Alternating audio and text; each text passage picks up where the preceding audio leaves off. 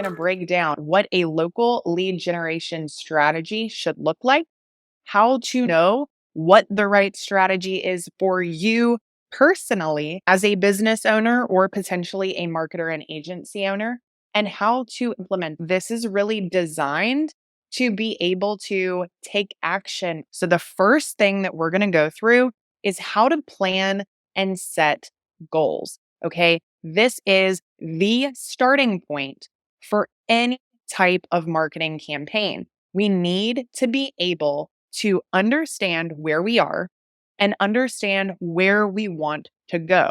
So, there are three things we really need to know before we can create this lead generation plan. And that is number one, where are you? What's your current situation? There are so many different situations that people are in. People who join my local marketing mastery program, there's usually three different groups of people. Okay, there's one group of people who needs to get more leads. That's their core focus is I don't have enough opportunities to sell. I need to get more leads. You might say, I want to reach more people. I need more exposure, something like that. But that's not really the case for most people. You need more leads, you need more sales. That's the starting point though, is getting more opportunities to sell. The second bucket would be people need to be able to close more sales. So maybe they've got leads coming in, whether it's organic, maybe it's from ads that they're already running, but they just don't think they're getting a good return on investment, or maybe they're not getting a strong return on investment at all. They know they're not. And so they are saying, what can I do to convert more of these leads? And then I also have another group of people who are really more so interested in streamlining the entire process, saving themselves time, removing themselves from the process. So those are the three typical buckets that I see people in when I work with them in my coaching program. So I want you to really figure out, what is your desired situation? Okay. Number two, what is your, so again, what's your current situation? What is your desired situation? And I don't just mean I want more leads, I want more sales, I want to streamline things. What is your real, actual desired situation? So you need to get clear on that, not just for the sake of whoever is going to be helping you with this marketing, or maybe it's just you and you're going to be doing it the whole time. You need to know where you're going. Otherwise, you are not going to be able to create a lead generation plan that actually works for you. It might take you somewhere totally different than where you want to be. A good example of this is if you are a solopreneur, or maybe you have a very small team, there's not going to be a lot of people helping you with this. You may not want an insane volume of leads. You might actually want smaller quantity, but higher quality. So maybe fewer people, but more that schedule appointments, or people that are actually ready to take the next step. And you're only ever going to be able to get a percentage of your leads to do that. But there are some strategies that are higher volume lead strategies than others.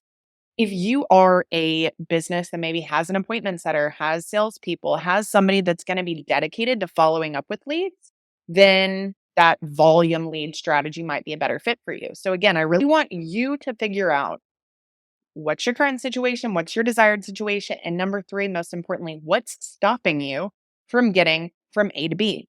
You might say that your lack of technical skill in marketing is stopping you. You might say that your inability to understand the ad platforms is stopping you. Whatever that is, what is it that's actually stopping you from getting from point A to point B? Okay, now we're going to drop down that second toggle.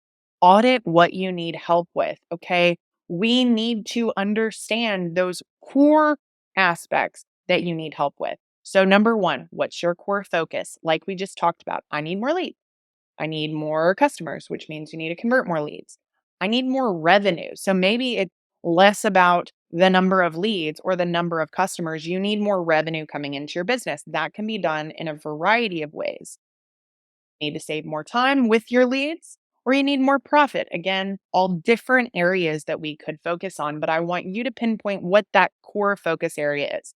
I assume if you're here, generating leads is a huge focus, but typically it's only one piece of the puzzle. I want you to get a little bit deeper here, because generating leads doesn't change anyone's business. Converting leads into sales changes someone's business, but You may even have leads converting to sales, but maybe it's overwhelming because they're all purchasing the wrong product and service in terms of able to reduce the amount of time you spend. So I don't want you to get surface level here. I want you to get deeper and say, what are the things that I'm really struggling with when it comes to my marketing and sales? Now let's drop down that second toggle. What are the specifics? So we already said, here's my current situation. Here's my desired situation. And here's what's stopping me from getting there. This is why I can't get from my current situation to my desired situation. Now we've said what your core focus are. Now we need to get into the specifics of that core focus. So if it is sales related, you need more revenue. Okay. Maybe you've got some leads, but they're not closing.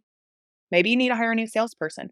Maybe you need an appointment setter. Maybe you need to get better at sales. Maybe you need to implement a conversion system, or maybe you need to get a new site. You don't have a website, or you don't have a landing page or a place to send people.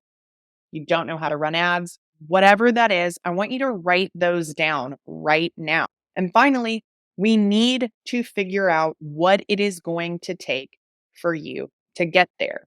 So we need to get clear on a lot of different areas of your business. And this is a perfect segue into the next segment that we're going to be going into. But how much is your core product and service? What do those costs look like? We also need to know what your close rate is. How many appointments do you need per week?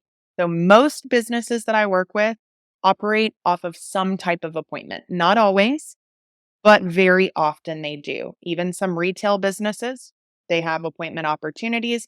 Sometimes it's live event registrations, whatever that may be. Maybe it's an appointment thing. Maybe it's not. Maybe you just need a number of opt ins, but this is a local lead generation challenge, not an e commerce lead generation challenge. So typically, this is going to be something where we have leads and we have appointments before we're closing the sale. So if you don't know that, it's perfect because we're about to talk about how you're actually going to find that out. But what would that look like for you? Some of these questions are really things to highlight what you may not know. If you don't know how many appointments you would need per week to reach your goals, that's a problem. We've got to find that out. How many sales do you need per week to be able to reach your goals? So we want to reverse engineer whatever we can to be able to say, here's where I am, here's where I want to be. Now let's reverse engineer how we're going to get there. So, how many calls do you need? Maybe you take inbound calls, or maybe you do outbound calls, whatever that is. How many calls do you need? How many leads? What team do you have, or what team do you potentially need to help you with this? Again, that could be marketing related, but maybe it's sales related. Maybe you don't think you need anybody to help you currently. That's fine. You can do a lot on your own. There will be a time, hopefully very soon, that you do need to just start bringing on other team members. You can only do it yourself for so long. But what does that look like for you? And what we really want to figure out is, what is the 20% that we can do to get 80% of the result? It's the 80-20 rule. It really is very accurate in most cases. And so that's what we want to figure out. We don't need to solve every problem in our business. We don't need to advertise every product or service in our business. We need to figure out what's the 20% we can do that will get us 80% of the result. So now let's go ahead and click on that last drop down. What is your marketing plan? So this series of steps is really what you need to know to be able to implement an effective marketing plan. So number one, your front end system. Your front end system is going to consist of offer, lead gen strategy, and your ads. We're going to talk all about those three things, some of them today, some of them the rest of the week. We also need our back end system. That's going to be our funnel or our destination, our automation, and our communications, such as email, text message, messenger, things like that. Front end system and back end system will give you the technical implementation of your local lead gen strategy. So now we need to figure out, what's your front end offer and what's your back end offer. We're going to talk about the difference of those two in just a minute. We also want to understand what your sales process is. So this is important for a couple of reasons. A lot of times people think that their sales process is very removed from their advertising, but it's not at all. It's directly tied hand in hand. And so you need to say, is the sales process we currently have the one that we need? One of the single biggest things that I see for a lot of businesses is they don't allow call scheduling.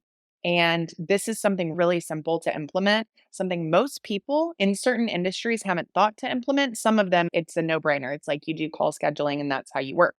But anything where you are trying to talk to the lead or the consumer or prospect or potential customer, whatever you want to call them, instead of doing an inbound lead and then you're calling them out, allow them the opportunity to schedule a call with you, even if it's a 15-minute call, even if it's a 10-minute call, even if it's a 5-minute call. We've done that before and it works. That is going to do a lot of different things for your lead gen strategy. We'll talk about that as we go. But do you do inbound calls? Do you do scheduled Zooms? Do you do in person appointments? Do you sell directly online? What does your sales process look like? Because that is going to be a piece in this local lead gen strategy. We also want to know, what is your lead gen strategy? So this is directly related to your offer. Again, we're going to go into offers in just a second. So we'll talk a lot more about that, but you need a lead gen strategy that fits the offer that you have selected. We also need to know, what platforms are we going to advertise on? Facebook and Instagram? Is it going to be on LinkedIn? Is it going to be YouTube, Google? Are you going to do direct mail, TV? What is it going to be? So if you're here, you probably know I focus really heavily on Facebook and Instagram ads. I feel like in general, for most people, that is the best place to start, because it has such a huge combined customer base, over 2 billion active daily users. It's a lot of people. And it has a great demographic. It's a mix of all the different demos between the two platforms.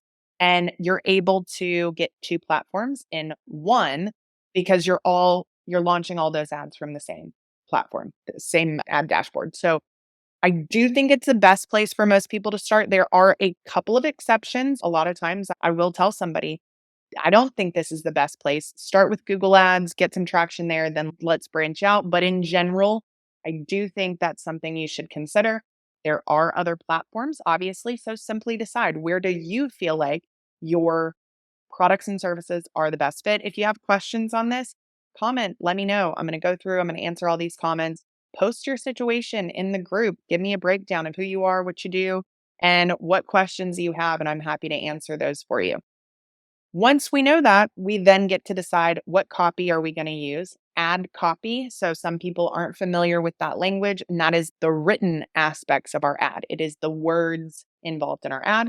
And then what creative will you use? That means images, videos, carousels, slideshows, the actual ad creative itself. Now we need to know, what's our funnel going to look like? Are we going to do an on platform advertisement like a lead form? Are we going to go to a landing page or a funnel? Are we going to do something in Messenger? And then finally, what's our back end sales system going to look like? That back end system that we spoke of earlier: funnel, automations, communication, sales process, how that's all going to flow.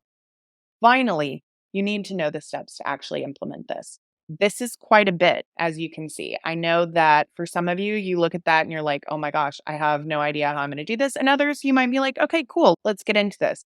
I promise you, it's not as intense as it sounds.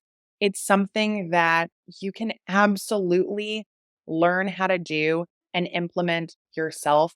I have helped hundreds and hundreds of small business owners do this, and you're capable. I don't care if you barely know how to send an email. Truthfully, one of my students named Charlie, he barely knew how to send an email. He was very non technical and he was able to really crush it. He just had to follow the steps of the process. So I'll go through absolutely and answer some of these comments as we go. Again, since I'm not able to live stream or screen share, I am just going to focus on going through the content with you guys right now, and then I'll hop back into the comments as we get closer to the end. So now that you know how you need to plan this out, we're going to start talking about the numbers. So the numbers are something that are Very important.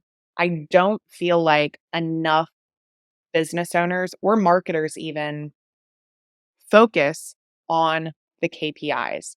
And the KPIs will tell the story of your business. They allow you to identify what needs to be done, not based on assumption, based on real world data.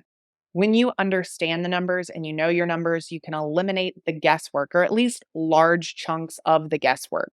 And so, what we're going to do is we're going to go through the KPI calculator workbook. So these metrics are the metrics that most business owners really need to understand. This is something that a lot of people struggle with. So KPI stands for key performance indicators.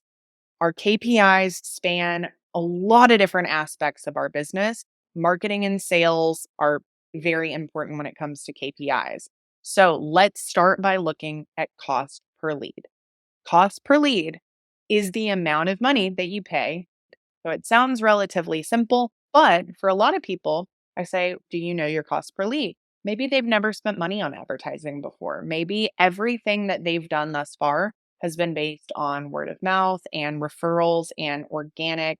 And so they've gotten leads, but they haven't spent any money to get there. So they honestly have no idea what their cost per lead is. So in that scenario, you've got a couple of different options. Number one, you can do some Google searches and find what are the typical. You can also ask people that you know in the industry, but you have to just take this information with a grain of salt. So the ranges that you will find when you search for this are usually a little bit more accurate because, again, they're ranges. If you talk to three different business owners and you say, hey, what's your cost per lead? They're going to give you likely very different answers. And that's because their answers depend on how good they are at marketing. And if they are not very good at marketing, then they are going to have a pretty high cost per lead. And then you might think, oh, that's what I should be shooting for. And that's not the case. So sometimes we need to guesstimate in the beginning. We need to say, this is what I am hoping to see based on industry averages. Then we're actually going to get the data to either confirm that or to be totally different than that, hopefully for the best. That's usually what we'll find if we're doing that the right way. And we can continue to work it down from there. So, cost per lead is very important, but at the same time, it's far overhyped by a lot of marketers. If you hire an agency, a lot of times they are going to be producing leads for your business. And that might be the primary metric that they're looking at. Here's the cost per lead that we got you this month. But I think as business owners, we all know that a lead is not that important unless it's producing some sales. We can never expect that all leads are going to convert. It's just simply never going to happen. But we should have some leads converting. So instead of looking at cost per lead, my preferred metric is to look at, we could call it CPB, cost per booking, or CPE, cost per event. So cost per core event is what I like to categorize this as. To me, that's a scheduled call for my business. For a lot of the businesses I work with, it's a scheduled call, or maybe it's an in-person appointment, whether it's at your location or at the client's home or something like that. It could be a quote request. Whatever it is, this is a cost per core event. This is the event that has to take place before you can make a sale. If you're a business, again, that just does a direct checkout online, you're definitely more of an e-commerce business. Maybe you're an info business, you're selling courses or digital products and you want to learn about local lead gen. That's awesome. There are a lot of similarities. It's what I do for my business. In a lot of my offers is we do direct checkout. So that's obviously important. We'll look at some of those numbers as we go through this sheet. But in general, most businesses that are service based or a local business, they need some event to take place before they can sell. For a retail business, they need somebody to walk through the door. For a restaurant, they need somebody to sit down. For a lot of other businesses, it is that in-person or virtual appointment. This number is by far the most significant, in my opinion, because without it, we can't sell. And that's what matters. So we want to look at what is our cost per core event. I give an example that says $200 per booking can be really profitable. That's true, but it depends on how much is the thing that you're selling and what's your margins. Maybe that's not profitable to you. And if that's the case, it's because we need to work on the offer. And we're going to talk about that next. So now let's shift over to lead conversion rate. We need to know the percentage of leads that convert to that core event. So maybe it's 50%. That would be awesome. Maybe it's 20%. That would be relatively average. I have an example in this workbook that's 13.33%. That's very average. So you need to know, how many leads do I need to get the number of core appointments I'm looking for? So remember, we talked about reverse engineering what you need to reach your goals, whatever those goals may be. Understanding that lead conversion rate, super, super important. We also want to know about our sales conversion rate. What is the percentage of taking that core appointment typically and then converting that to a sale? Most salespeople should be converting between 20 and 30%. There are absolutely outliers, but I think if you're not converting at least 20%, there's a problem there. And sometimes, even if you're only converting 20%, there might still be a problem depending on what the situation is. The higher that percentage is, the better, because that means your business is going to bring in far more revenue. This is another metric that's really underrated in marketing. This is obviously an important metric when we're only talking about sales, but I think a lot of marketers and business owners, they really separate marketing and sales like they're two separate things, and they're not. They all go together. We need marketing to bring the opportunities for the sales to take place. Marketing will bring them in for a reason, for a specific offer. It's going to prime them, it's going to set the stage, but it's delivering them into the sales environment wherever that may be. So you need to know your sales conversion rates like the back of your hand, because this is one of those metrics that if you can increase it a couple of percent, it can be hugely profitable for you. So don't sleep on this metric. I've done it myself in the past. Years ago, I hired my first salesperson. I figured that, oh, they know what they're doing. They'll be okay. I'll focus on marketing and it'll all be good. And it was okay. But when I really took the time to analyze everything on a weekly basis, I saw so many missed opportunities. And that was money that was coming out of my pocket. I'm spending money on ads. I want to see the greatest return on investment. And if the sales conversion rate is not up to snuff, it can kill a great marketing campaign. So do not forget about that number. Customer acquisition cost is another massively important number because that is how much it costs you to acquire a customer. When you know this number, you can buy customers. This is exactly what we're trying to get to when it comes to effective online marketing systems. I want to know how much it costs me to buy a customer. I want to know how much I have to spend to be able to get the number of customers that I want to be able to reach certain goals in my business. That doesn't mean that we're just going to buy customers and not deliver on what we're promising them. So there is a fulfillment and a capacity piece that goes behind this, but know your customer acquisition cost and you will find that your confidence in marketing skyrockets. This is where people find significant anxiety when they start marketing online. They start to spend money, sometimes for the first time on advertising. Sometimes it's not for the first time, but they're going into a totally different platform than they're used to. And they get this anxiety about the money that they're spending. And I might look at the account and say, you're doing just fine. Give it a little time, but you're doing just fine. You sell a $15,000 service to homeowners.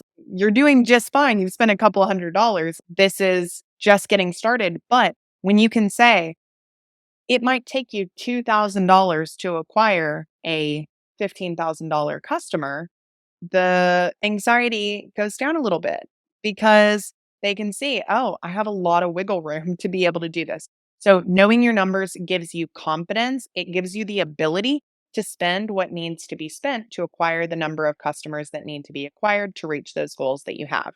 Average order value, also very important.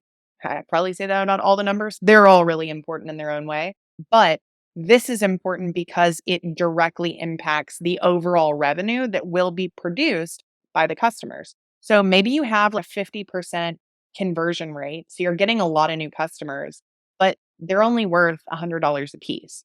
That's great if you're not spending very much to acquire them, but what would you bring in if those customers were spending $200 a piece or $500 a piece or $1,000 a piece? The same amount of effort will go into generating those leads, those bookings, those customers, but it's going to be worth two, three, four, 5 times more in revenue for you when you convert them. So getting people to buy more in that initial purchase or on those back end purchases is going to be the thing that really just adds fuel to the fire.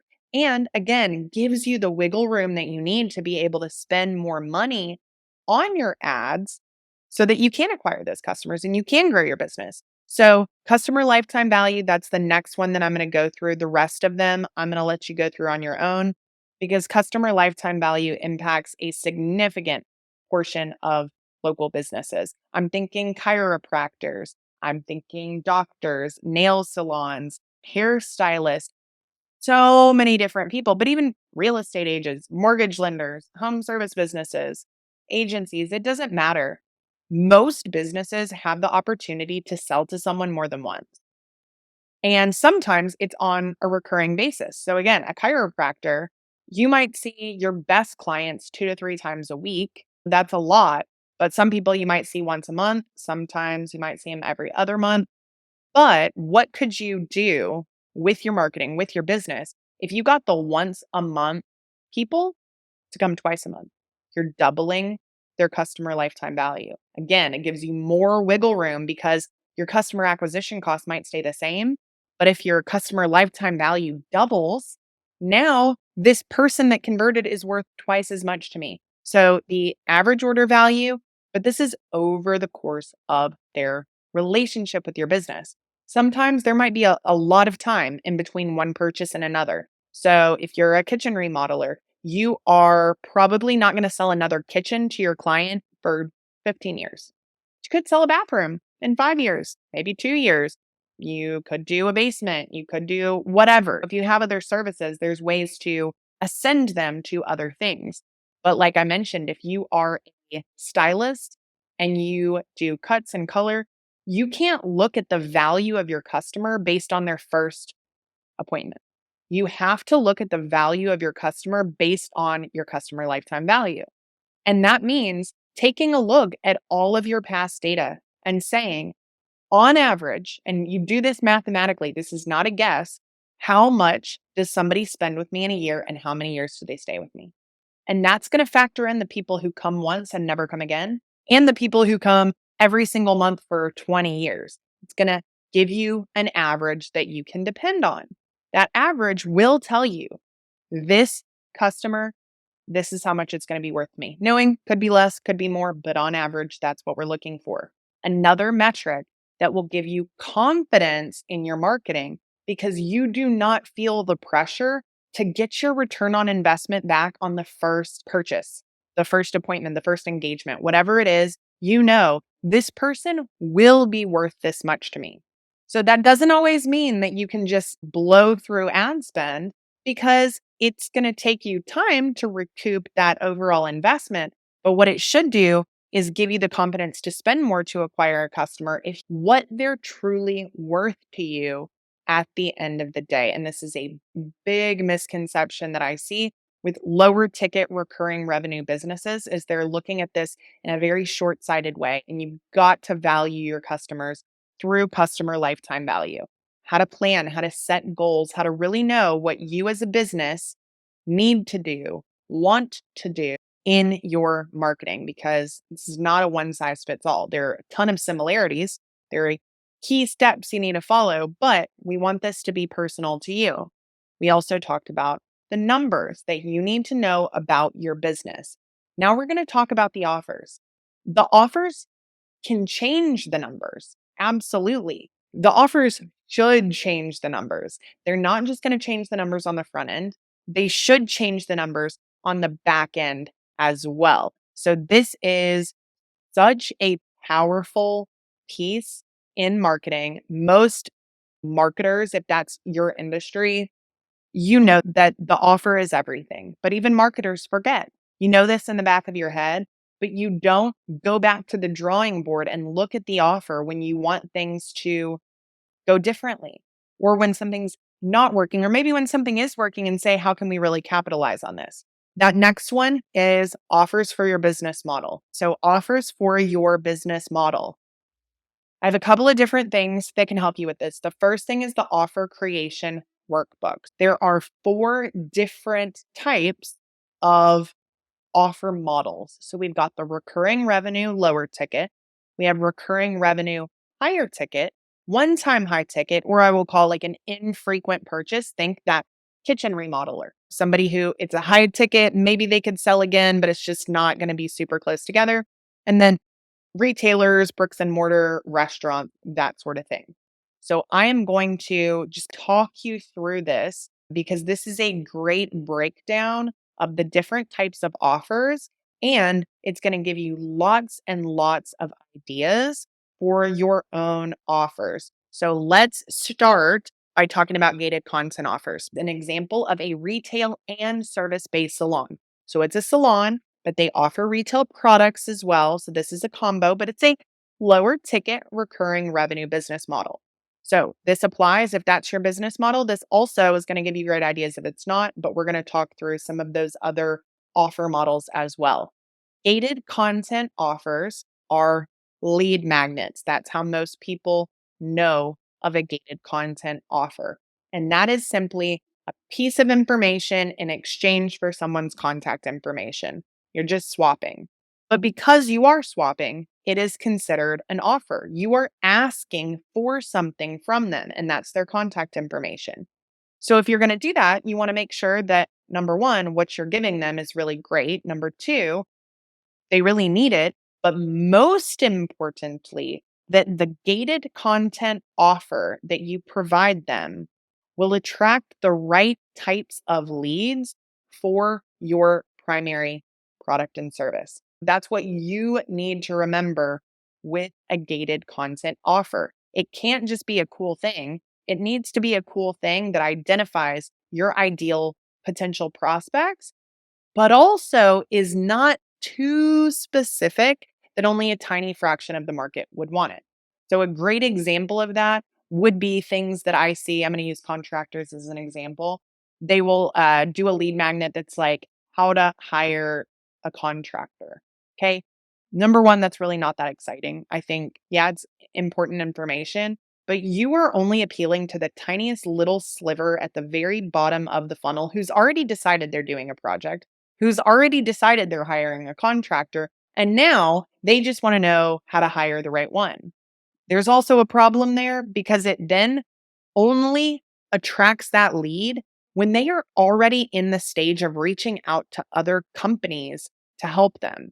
We don't want to do that. Maybe there's a lead magnet opportunity for that. That could be a very bottom of the funnel offer, but you want your gated content offer to cast the widest net, yet still be applicable to that ideal customer. So let's take a look at this checklist again.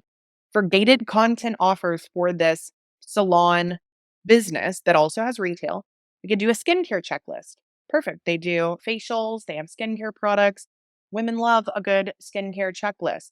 A makeup contour template, something you can print out and figure out how to do all the contouring stuff. You could do the anti-aging manifesto for women 35 and up. That could be an ebook. Maybe it's a longer piece of content. A list, literally a list. These do not have to be complicated. Top 10 ways to reduce wrinkles. You could do a complete guide, the complete guide to homecoming hair, all the different homecoming hairstyles. A video training on how to properly apply Bare Minerals products. So that would be because they sell that product line in their business. They're trying to attract people who use that product line or who want to. You could do a mini course, the steps to a perfect skincare routine. You can do a gated blog. You can use your most frequently asked questions, solutions, step by step applications. So that's where it's just a pop up. They put their info in and they get to see the blog. You could do a contest or a giveaway. So, contests and giveaways are a mixture of a gated content offer and a loss leader, which we're about to talk about. But If you do the right giveaway, you can I've seen a lot of people do them the wrong way, but I have personally utilized them for my clients to generate a lot of money. So that is a great option. We are going to talk about how to maximize gated content offers in terms of actually closing those leads into appointments and those appointments into sales. So that's the other big problem that I see with people who are utilizing gated content offers is they are simply not ever offering the next step. Don't wait until somebody goes through the checklist to see your website URL on the bottom of your checklist. That's not enough. You need to give them the next step right away. And that again is why it needs to be a perfect tie in to that gated content offer or that lead magnet, because you need to know that when you make that offer, it's not out of place. So it doesn't even have to be some amazing, like one time offer. It just needs to be, here's how we can help you in a bigger way. If you're interested in this, you might also be interested in this. So it can be as simple as scheduling a call, scheduling an appointment.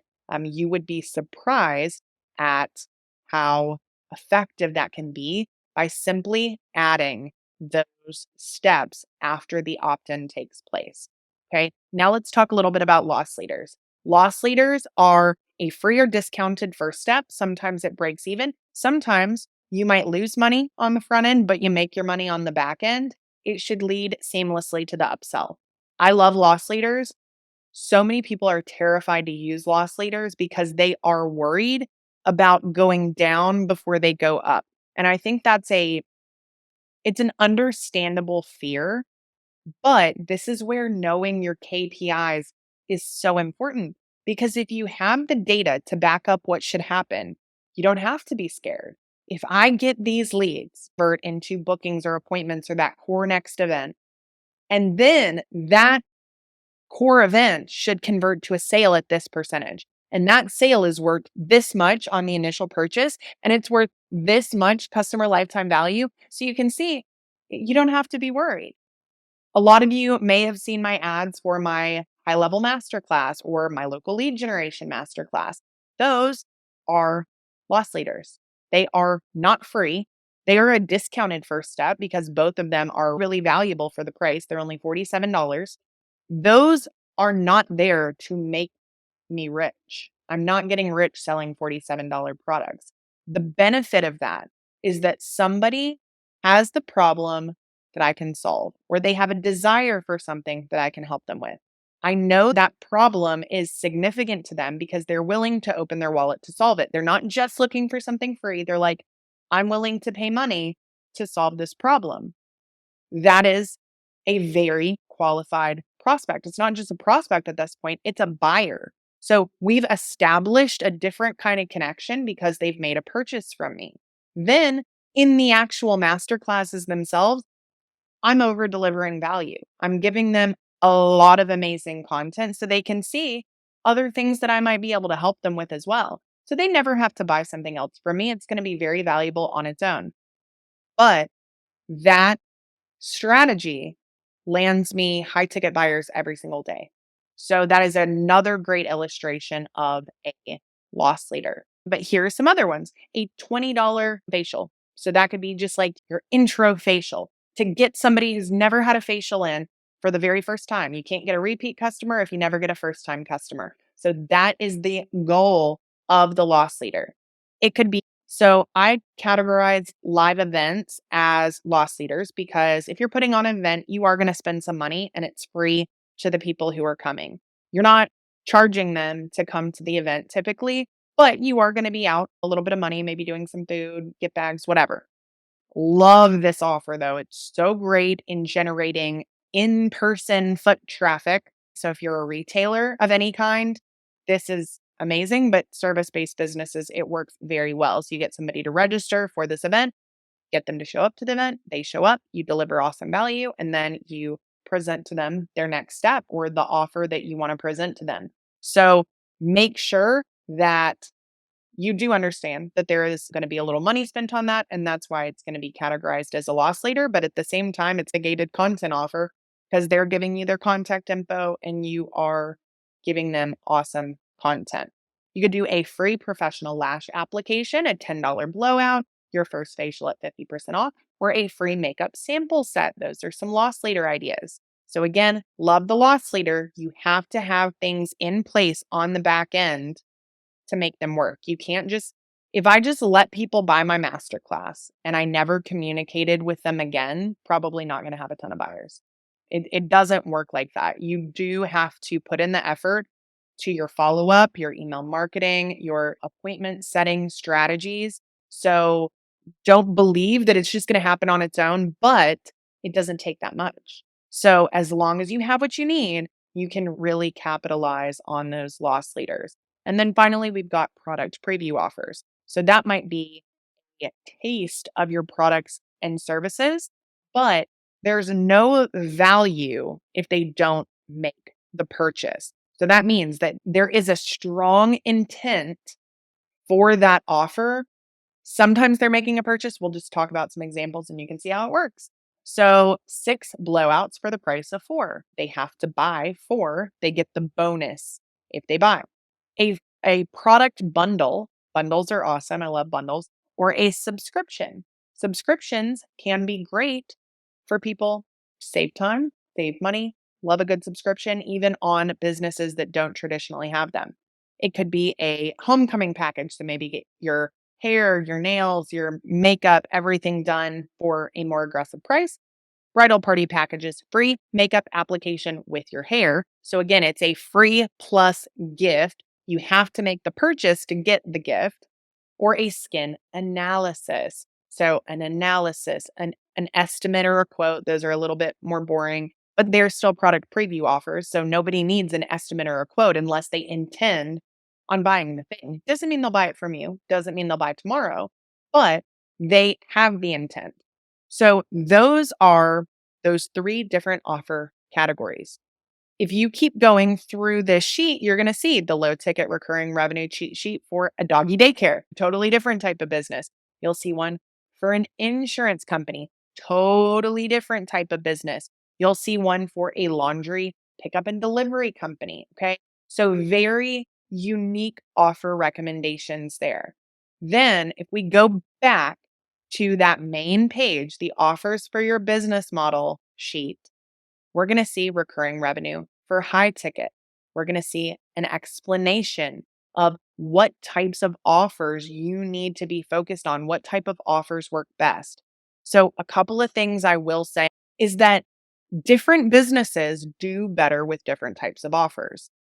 A higher ticket business that is a one time or a less frequent purchase, it's really important that you capture the lead at the earliest possible opportunity. The reason for that is that when that purchase is made, that lead is no longer viable. They've made their purchase and they are not going to purchase again for a long time. So you've lost your opportunity. There are other types of businesses where that's not the case. I can generate a lead for a restaurant, and I don't care if that lead comes in next week, next month, or next year, they're never no longer a lead. Unless they move out of town, there's still a viable lead. It just depends on when I convert them.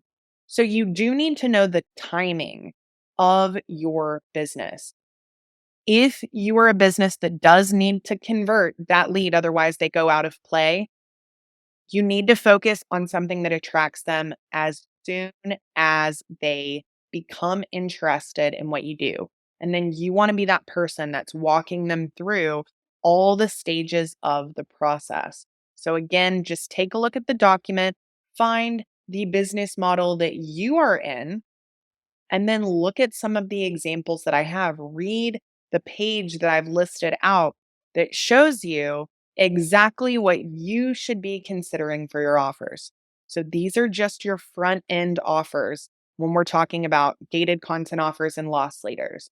You might use a product preview as a front end offer, but sometimes it's just going to be your back end offers. So you're not just going to have one offer. There are very few people who just have one offer, but you want to know the offers that will work best for you. What's the best front end offer? What's the best back end offer? And then, even still, adding those ascension offers on the back end is really where that customer lifetime value becomes far greater. There is also an offer elements checklist that you can go through to add some cool little additions to the offer. So I've also got this overall business model offer creation checklist, but some of the offer additions, you can have different payment options. So payment plans, early one-time discount, scarcity driven offer, deadline driven offer, one-time offer, an application based offer that you can do money back guarantee, 37 to 30 day money back, satisfaction guarantee, trial period for free, low cost trial period, or a results based guarantee. So those are some things that you can into your offers. So I really want you to, number one, make sure you know where you are, where you're trying to get to, and what's stopping you from getting there. Then I really want you to go through the KPIs workbook.